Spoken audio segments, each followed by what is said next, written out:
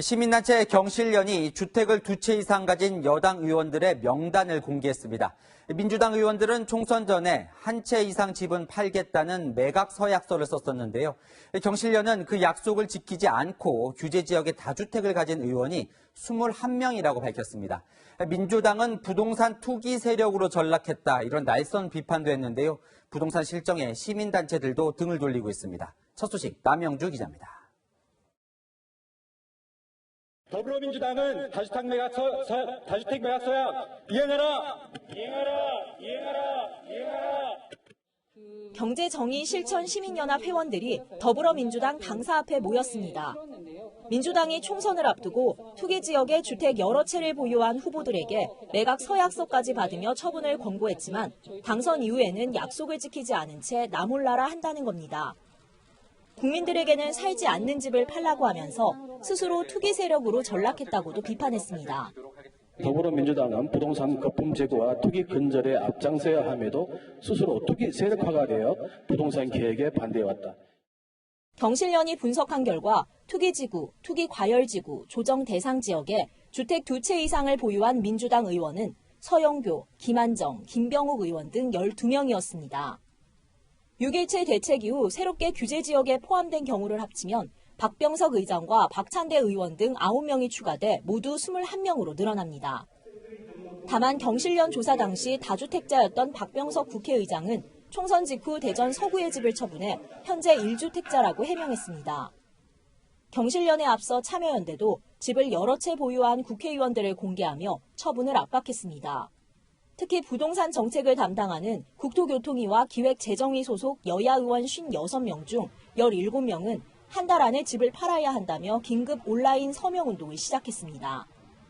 한때 우호 세력이었던 시민단체들마저도 문재인 정부와 여당의 부동산 정책에 등을 돌리고 있습니다. 채널A 뉴스 남영주입니다. 오늘 공개된 명단 중 가장 주목을 받은 사람은 박병석 국회의장입니다. 이 박 의장은 지역구인 대전과 서울 서초구 반포 아파트 중에 논란이 되자 대전집을 팔았는데요. 이 똘똘한 집 한 채를 살린 게 노영민 대통령 비서실장과 비슷하지요. 그 서초집은 4년 만에 23억 원이 올랐습니다. 이어서 강은하 기자입니다. 더불어민주당 소속이었던 박병석 국회의장. 경실련이 서울 서초구와 대전시 서구에 아파트 2채를 보유하고 있다고 발표하자 해명을 내놨습니다. 서울 서초구에 있는 아파트의 경우에는 기자 시절부터 소유해서 만 40년을 실거주하고 계십니다. 재개발에 따른 관리 처분 기간이어서 3년간 매매가 불가능한 상태입니다. 20년 넘게 지역구였던 대전 서구 아파트를 팔아 1가구 1주택자가 되었는데 반영되지 않았다는 겁니다. 그런데 등기를 살펴보니 대전 서구의 아파트는 박병석 국회의장의 아들에게 증여된 것으로 확인됐습니다. 집을 팔긴 팔았는데 아들에게 판 겁니다. 서울 서초구 반포동에 있는 반포 아파트는 가격이 천정부지로 치솟았습니다. 2016년 27억 5천만 원 선에 거래되던 것이 지금은 60억에서 70억까지 치솟은 상태입니다. 매매는 지금 65억 이렇게 얘기하셔가지고 원래 여기가 재건축 아파트라서 가격이 그래요. 다른 집은 또 70억 넘게 부르셔가지고. 김홍걸 민주당 의원 역시 서울 강남, 서초, 마포에 각각 한 채씩 모두 3채를 보유하고 있습니다. 김홍걸 의원 측은 마포 동교동 사전은 기부하기로 되어 있고 강남 집은 자녀들이 거주하고 있는데 총선 전에 이미 내놓은 상황이라고 해명했습니다. 정치권에서 다주택자들이 논란이 되면서 민주당은 다주택자 의원들 전수조사에 나섰습니다. 조사가 마무리되면 이후 추가 조치가 이뤄질 것으로 보입니다. 채널A 뉴스 강은하입니다. 박병석 국회의장의 집 관련 소식은 잠시 후 취재기자와 좀 더 짚어보겠습니다. 22번째 부동산 대책이 곧 발표될 예정인데요. 여야의 접근 방식이 전혀 다릅니다. 민주당은 취득세, 보유세, 양도세 등 갖가지 세금을 더 올리겠다는 계획이고, 이 통합당은 재건축, 재개발을 유도해서라도 주택 공급을 늘려야 한다는 입장입니다.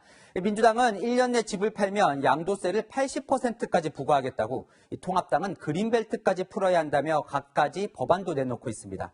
잘 한번 따져보시죠. 양당의 부동산 정책, 강병규, 김윤수 기자가 차례로 보도합니다. 아파트 투기 세력을 근절하는데 모든 정책 수단을 동원하겠습니다. 시장 교란 세력을 이번 기회에 확실하게 퇴출하고 건전한 주택시장 질서를 만들기 위해 최선을 다할 것입니다. 부동산 투기 세력을 근절하겠다며 민주당은 양도세와 종부세, 취득세 등 각종 수단을 모두 동원하고 있습니다. 강병원 민주당 의원은 아파트 단기 매매 양도세율을 높이는 소득세법 개정안을 오늘 발의했습니다.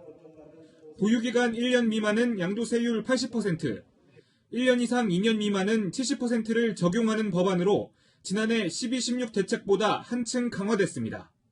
전월세 제도를 이용한 단기 갭투기를 막겠다는 겁니다. 다주택자에 대한 종부세율도 높입니다. 민주당은 다주택자의 종부세율을 최대 4%로 높이는 등 12.16 대책보다 강화하는 방안을 추진 중입니다. 특히 부동산 거래 과정에서 붙는 취득세를 중과세하는 방안도 처음 거론됐습니다.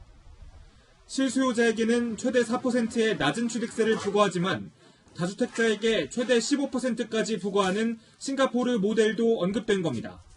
세부담 강화와 함께 민주당 내에서는 서울시 그린벨트를 해제해 공급을 늘려야 한다는 목소리도 나옵니다.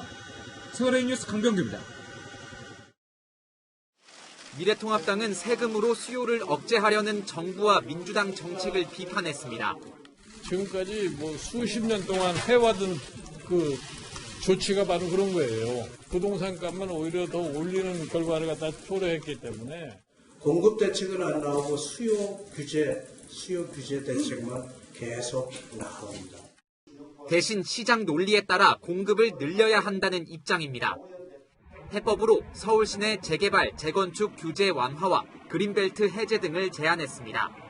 첫째로 수도권의 용적률을 높여서 건축물 제한을 풀고, 둘째로 그린벨트를 해제해서 공급량을 늘리고, 공급이 부족하면 대출 규제를 완화해서라도 20, 30대들이 집을 가질 수 있게 해야 한다고 강조했습니다. 통합당 의원들을 상대로 강연에 나선 오세훈 전 서울시장은 서울 시내에 반값 아파트를 공급하면 집값을 잡을 수 있을 것이라고 제안했습니다.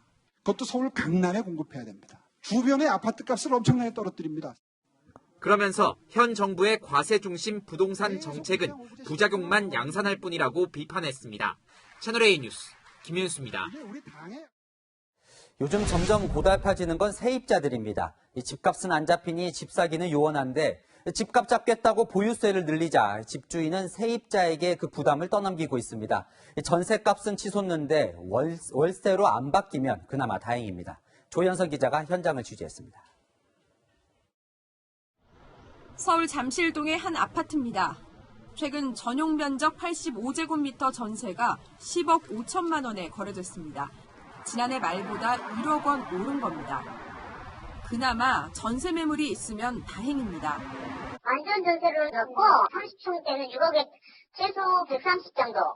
서울 용산구 오피스텔 전세 계약이 내년 3월 끝나는 30대 회사원은 소형 아파트 전세 구하기가 하늘의 별따기입니다. 최대 예산은 3억 5천만 원으로 잡았지만 구할 수 있는 건 대개 반전세입니다. 생활비는 계속 물가가 오르면서 올라가는데 거기다 이제 집값까지. 서울에서 살면서 집을 제가 살 수 있을까요? 집을 과연 제가 그 남은 여생에 넣을 수 있을까라는 어려울 것 같아요. 전월세 상승은 현 정부 들어 집값은 뛰고 대출 규제는 강화되면서 내 집 마련을 미룬 대기 수요가 늘어난 영향이 큽니다. 또 정부의 종합부동산세 추가 인상 예고로 집주인들이 전세값을 미리 올리거나 전세를 월세로 돌려 세 부담을 세입자에게 떠넘기는 현상도 늘고 있습니다. 증액분을 반전세를 월세를 받는 분들도 계시죠. 꽤 돼요. 한 몇 개월 사이에 일주일에 10통화였다 그러면 2배 정도는 늘은 것 같아요. 문제는 하반기 전월세난이 더 심해질 수 있다는 점입니다. 전세 거래량은 줄고 저금리 기조가 이어지고 있기 때문입니다. 지난 6월 서울의 전월세 거래량은 7,274건으로 올해 최저 수준을 기록했습니다. 공급 없이 수요만 억제하는 정책부터 바뀌어야 한다는 지적이 나옵니다. 채널A 뉴스 조현선입니다.